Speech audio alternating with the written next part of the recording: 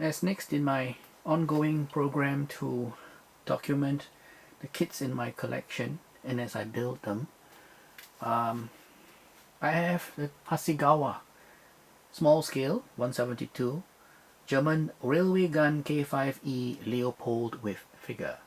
And this is a reissue of the original kit.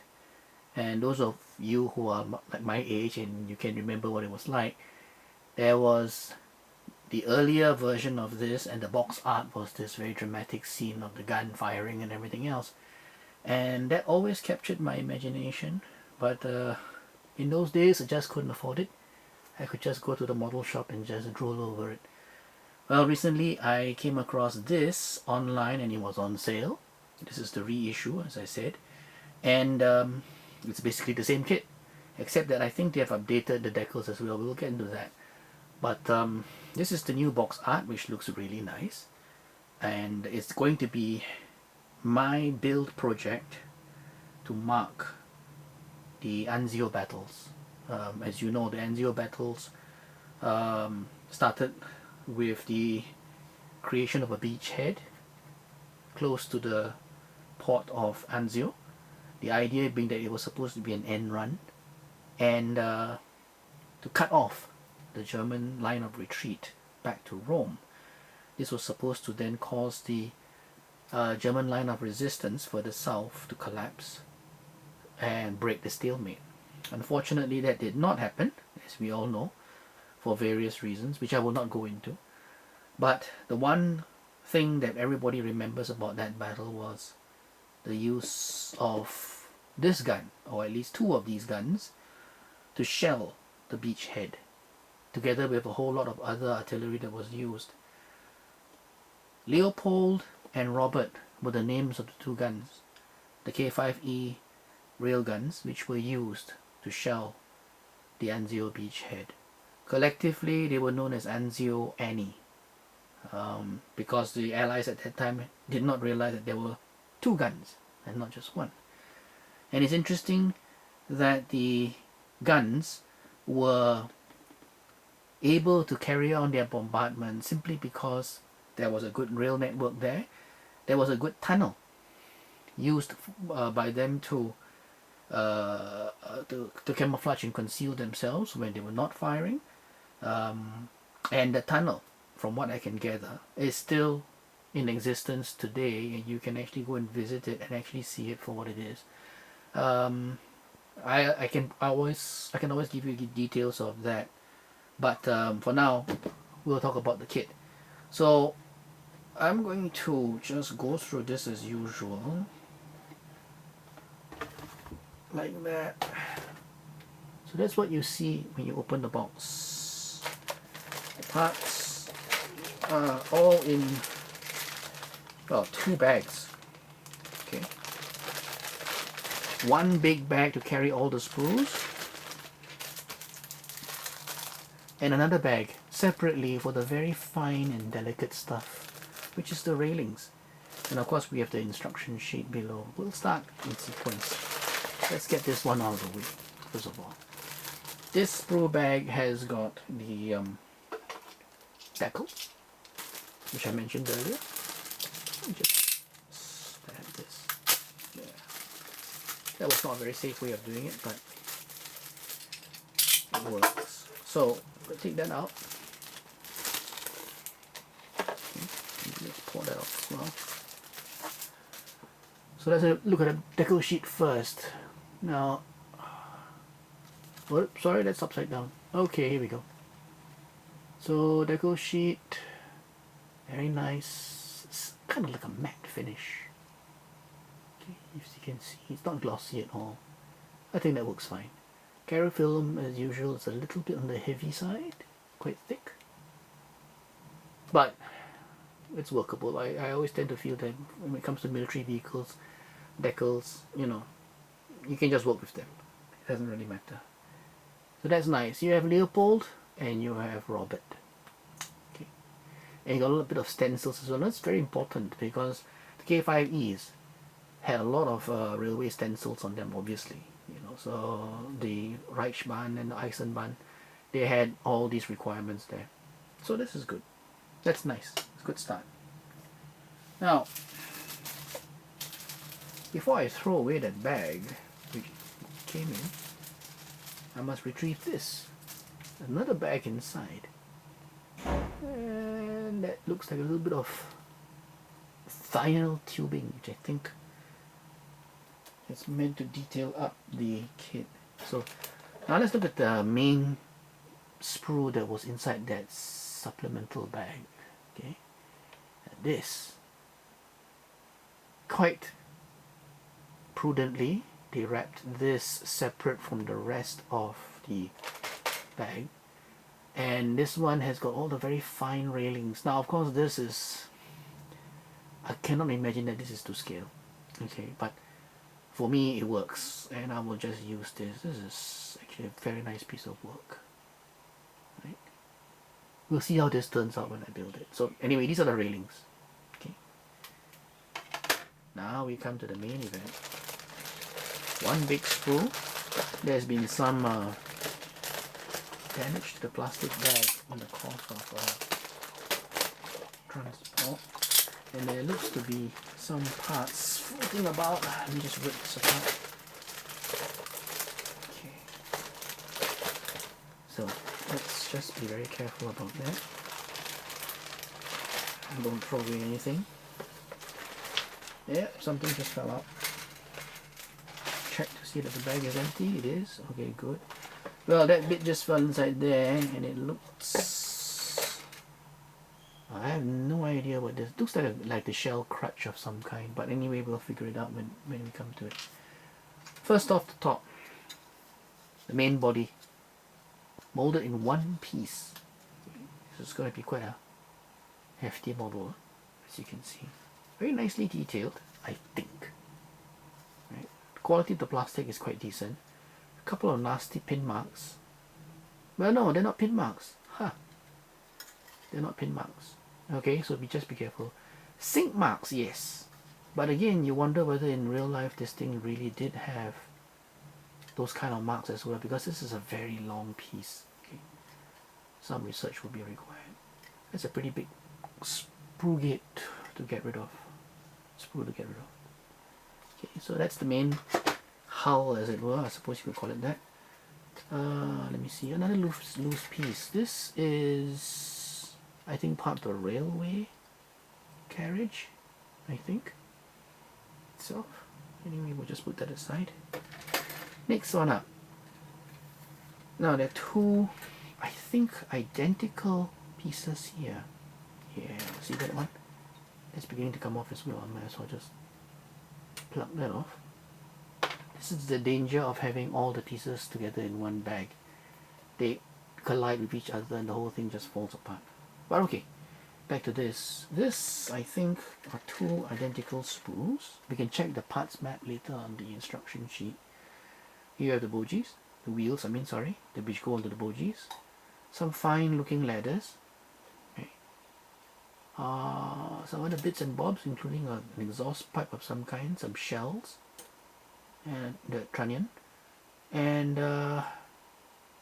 well, the most prominent part of this is the railway section. Alright, so if they join up together like that, you get a sense of how big this thing is going to be. Plus, if you look at the width of the track, it gives you an idea as well. This does not look like HOOO scale, right? HOOO scale is 176, if I remember correctly. 72 scale is bigger. So those of you who are thinking of maybe building this kit and using existing HO railway rolling stock kind of track and then using that instead, I think it won't work. Some modifications will be required. Good detail on the parts, but I think it's a typical 70s, 80s kind of quality. Okay. Whatever that means. Now, next one up. A whole bunch of other bits. Now that's nice. I like that. This is there's one of those the Boji Assemblies. The truck, as it were, I think. Maybe if I were to try and well, no, I can't.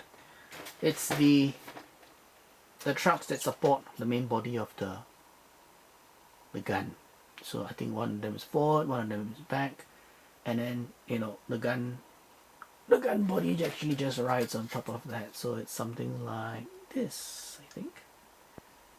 Yeah. So that's the part that it rides on. So that looks good. I like that. It's very, very fine molding, and obviously the molds have not suffered very much over the ages. Looks good. Quite some fine detail here. This will build up pretty nicely. So lots of tiny little parts that will go onto the train itself. The other main event, well, maybe not yet. The Spool of Figures. Now these things are really, well, okay, not too bad for 72 scale. But if you look at reference pictures of what the crew looked like in on Anzio, you will find that, well, for one, I don't think they were wearing jack boots, and on another, they were not wearing helmets. They were wearing those little field caps with the little peaks. So some modification will be required, maybe some scraping, sanding, cutting of the helmets to turn them into, well, at least hats, and then maybe adding a small brim and a bit of putty to convert the jack boots. Alternatively, I could try and find some figures of DAK troops, Africa Corps troops. They might work. Okay, and those little round discs are supposed to be the little stands on which you glue the figures on and you position them around. I don't think I will be using those for this, but don't throw these away. These are very, very useful for scratch building, drums and stuff like that. So we got 2 sprues of those figures, so that's fine. Last major sprue.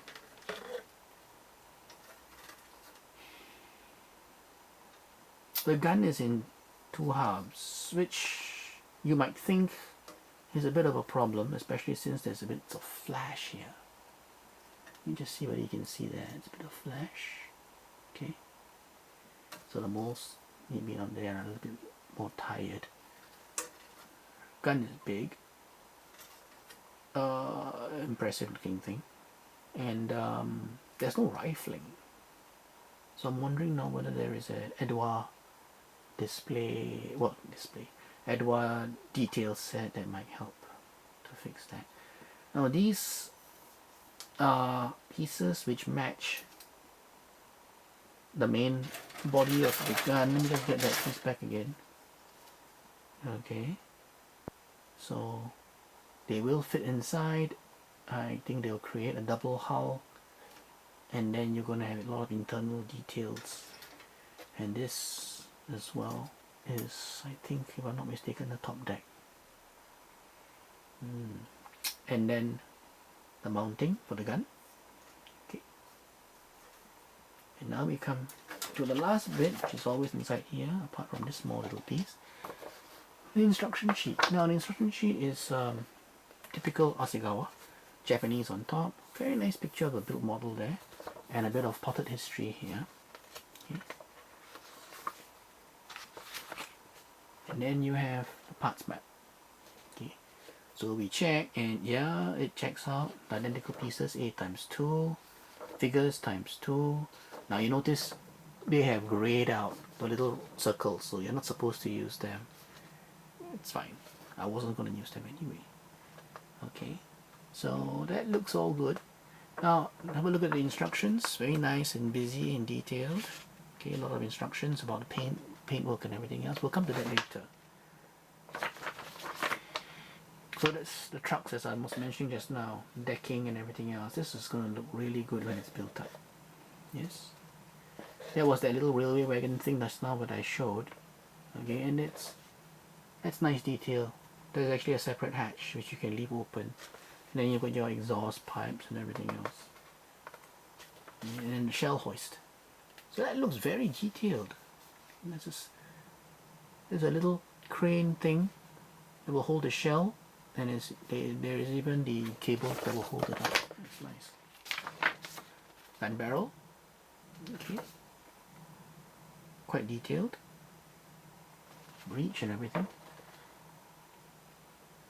There we are. We start seeing the creation of the double hull and everything using those pieces which I showed just now, and the hydraulics. So the gun should be workable because it says do not cement. How to make it stick and not move around? Normally you would use polycaps, but maybe not this time. They don't seem to have provided for it anyway. And you see that there's a lot of internal detail inside here, you know. So I suppose that's for to depict the shell storage, yeah. And that's a very complicated assembly for the recoil mechanism. Very nice. Then you have where the ladders go, the fine ladders we saw just now. Then of course you finally start to see the handrails being placed in. And there, right at the end, that's what you see: the two bodies and the gun. And then you have that little truck right at the end. Nice, very nice. The figures, as I mentioned, these have been, well, painted up, but they do look rather crude, so they do need some work. Or, well, looking at them, I think I will replace them. I'll try to replace them with DAK figures. I think they will look much better and save me a bit of time. Now, marking instructions. We have 3 different options. Okay. First up is Leopold in dark yellow only scheme. This is as it was captured after the battle, and it also said the Allies also called it Anzio Battles, and this is between January and June 1944. There's an all grey scheme for Leopold, which is before 1943, and then you have Robert, which was the partner gun, yeah, and this is in a very complex camouflage scheme of dark yellow, dark green, and red brown. Now, based on what I have seen on the internet, and somebody has done some extensive research on the painting, the guns themselves were painted grey, and then the camouflage dark yellow was painted over it, but in a very splotchy way. Now, in 72 scale, I don't think you can actually depict it that clearly, but in 35th scale it would be. So the short answer is probably a base coat of dark grey, panzer grey, and then the dark yellow goes on in some few thin coats just to overlay the grey. Now, interesting question about that. I mentioned panzer grey just now, but there is also a discussion as to whether or not it was panzer grey or whether it was Eisenbahn grey, which is not the same thing apparently. I probably will go for panzer grey and say that it's a military vehicle, so therefore it should have been painted panzer grey, and I think that should make sense. It should make sense. The other thing is that the name Leopold, based on what I can see, was actually there. It was on the gun, even when it was painted dark yellow. The question is whether Leopold was black or whether it was white. I think I saw a photograph which says that it was white. So it was white on grey, and then the dark yellow was sprayed around it. So that's going to be a very interesting finish to accomplish using whatever techniques you have. You could either, I suppose, paint it grey, apply the Leopold, and then spray the dark yellow after you've masked it off, but that's going to leave a sharp edge, which I don't think is correct. It was very faded and very feathered. The other way of doing it is to paint it grey, put the decals on, seal everything in, then spray a light coat of dark yellow, and then wipe off the paint. After it's dried for maybe about 10-15 minutes, wipe it off using a cotton bud so as to reveal the letters below again, and then maybe another thin, very very thin coat of dark yellow, so as to simulate, in this scale at least, the effect of painting around the word Leopold, name Leopold. That might work. That might work. So anyway, that is what I find inside my kit. Okay. Going backwards again, we have the instruction sheet, we have the gun piece, we have, well, the hull goes in later, I suppose. We have the figure pieces,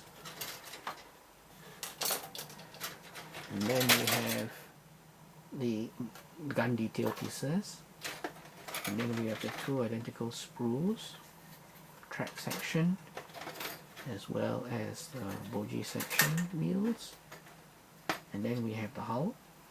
Now I have a problem, obviously. How do I put the railings back in without damaging them? I think I probably need to put them back inside the plastic bag I found them in, just to keep them safe from the other parts. The other parts are all there already, so I mean they're bigger, they won't be that badly messed up. So I think I can see if I can just do this. If not, I won't waste your time. Now there you go. So it goes in. That's some protection for it. And finally, the last few bits. That little piece of vinyl tube, the Deco Sheet. By the way, the Deco Sheet comes in that protective plastic bag. I'll just leave it out for the moment though. And that funny little piece down there, which is probably the trunnion. And we are good. So that is what you get in the Hasegawa K5E railway gun in 1/72 scale. Thanks for watching, and if you find this informative, do let me know. And if you want me to look at some stuff, or if you want me to check and see whether I've got some stuff which I can video for you and show you what's inside, let me know. Thank you.